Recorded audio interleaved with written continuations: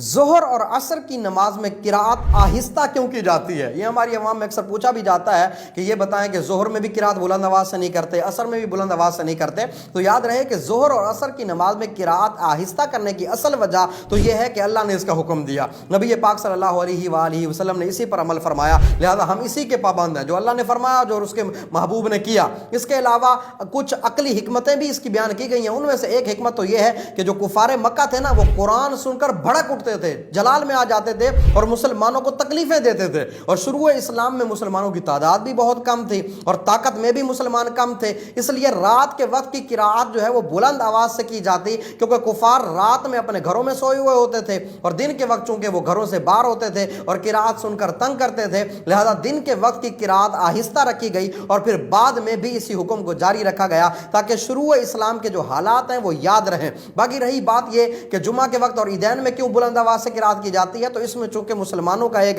جمع غفیر ہوتا ہے، بڑا اجتماع ہوتا تھا، تو اس لیے اس میں اتنا ایشو نہیں ہوتا تھا۔ دوسری حکمت یہ ہے کہ دن کا وقت سورج کی روشنی اور حرارت کا وقت ہے، اور بلند آواز سے قرات کرنا بھی اپنے اندر ایک جلال رکھتا ہے، لہذا بلند آواز میں قرات کی صورت میں دن کی روشنی کا جلال اور نور قرآن کا جلال جمع ہو جاتا، اس لیے آسانی کرتے ہوئے دن کے وقت نماز میں قرآن پاک کی قرات آہستہ آواز میں رکھی گئی تاکہ قاری پر بوجھ نہ پڑے اور اعتدال قائم رہے، لیکن رات چونکہ ٹھنڈی ہوتی ہے اس لیے رات میں قرات بلند آواز سے کرنے کا حکم ہوا تاکہ رات کی ٹھنڈی تجلی اور قرآن پاک کے جلال کے امتزاج سے اعتدال والی کیفیت جو ہے وہ پیدا ہو جائے۔